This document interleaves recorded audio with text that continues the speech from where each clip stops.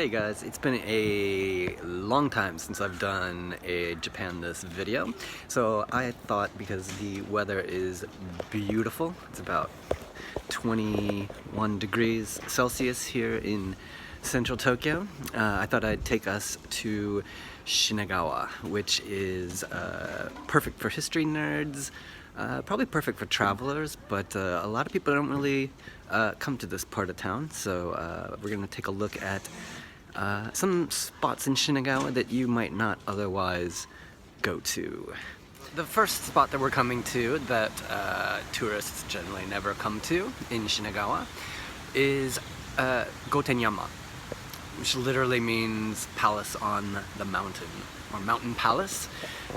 This was originally a castle built by Ota Dokan, who was the samurai warlord who kind of originally built Edo Castle. It's complicated, but he generally gets credited with that. And in the middle of the Edo period, this was one of the top 5 hanami spots. So hanami is cherry blossom watching.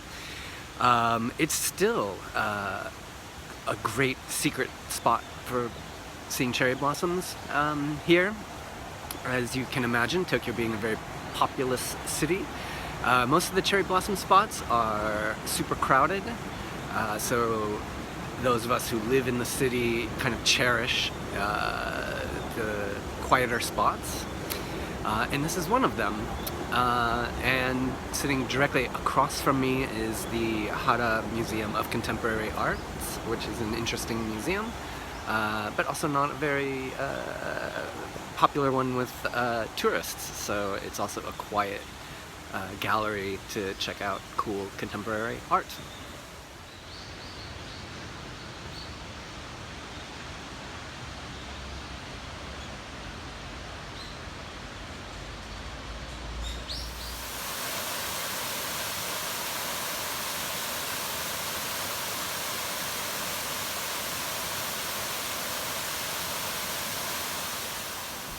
So, in the Edo period, Shinagawa was a post town. That meant it was a place for travelers to sleep, get food, take a hot bath. The first train line in Japan connected Tokyo to Kyoto and followed this medieval Tokaido highway.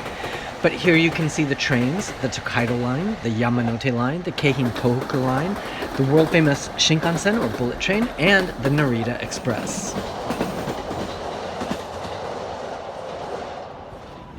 And so speaking of the Narita Express, which takes you to Narita Airport, it takes about, let's say, 2 hours to get there. You've got about a 20-minute ride on the Keikyu line to Haneda Airport, which is pretty much in the center of Tokyo. So this is pretty convenient to come to from anywhere in the Tokyo area. You've got everything from really cheap guest houses to budget business hotels, right up to the Cherry Blossom Park that I was at earlier, which is where an award-winning Marriott hotel is. So if you want to go on the high end, be a little bit more classy, you can do that up there. But right now we're walking through the old post town, so I'm literally on the old Tokaido highway. So literally I could walk this road all the way to Kyoto. So this Godzilla statue marks the spot where the King of Monsters crawled out of the bay and destroyed the capital. Here you can rent a party boat, all you can eat, all you can drink, but as you pan across the street, you can see other family-owned businesses that offer the same services, but also fishing. This is how cool Shinagawa is. Until the post-war era, houses didn't have plumbing or baths in Tokyo, so local public baths were the norm. There's a public bath here that survives, and 4 times a month, they have karaoke nights. Naked karaoke with old-timers. Woohoo! So I don't think I'm exaggerating when I say this. There are probably 1 or 2 shrines and temples on each block in Shinagawa. While this means there are great places to relax or even just go full zen, there are a lot of festivals. So Shinagawa probably has the highest concentration of Shinto and that kind of festivals in a single year in all of Japan. And check out that bridge. There's a dumb misconception because a lot of people think Tokyo is Blade Runner / Times Square on steroids. It's not. But this company paved the way for that image in the post-war era, and they have a museum, and if you want to go inside, I'll take you there. So if you take the side streets, you can see something that most Tokyoites don't even know about.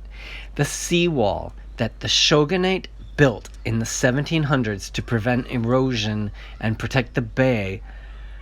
These seawalls still exist, and they are built into the modern houses where people actually live. Check this out. This is a modern home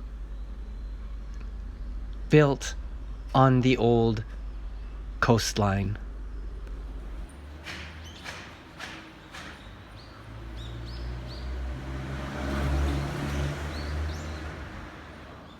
Can you see this hill? It's actually a bridge called Namidabashi, the Bridge of Tears. This was the last place families said farewell to sons, daughters, husband, wives sentenced to death. To this day, the locals burn incense and donate flowers to appease the souls of the dead.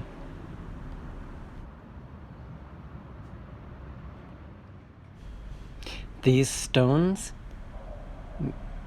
don't look like much to anyone, but they're the bases for crucifixions and burning people alive as punishments. This well is where severed heads were washed, one of the most haunted sites in Japan.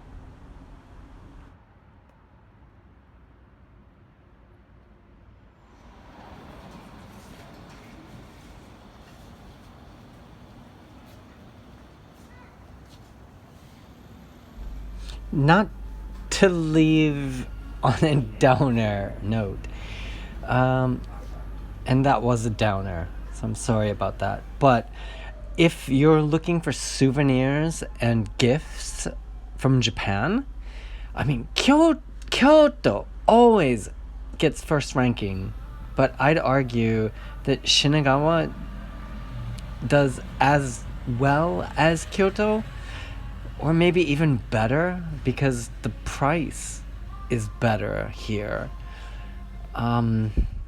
Yeah, so just have a look at these Japanese craft works, these, I mean, look at that. That's awesome.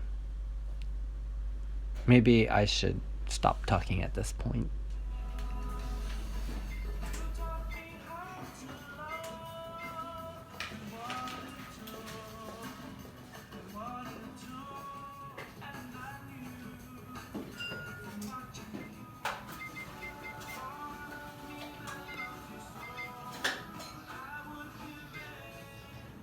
Okay, so thanks for watching the video up to this point. I hope you found that informative and interesting, and come down to Shinagawa and hang out with me.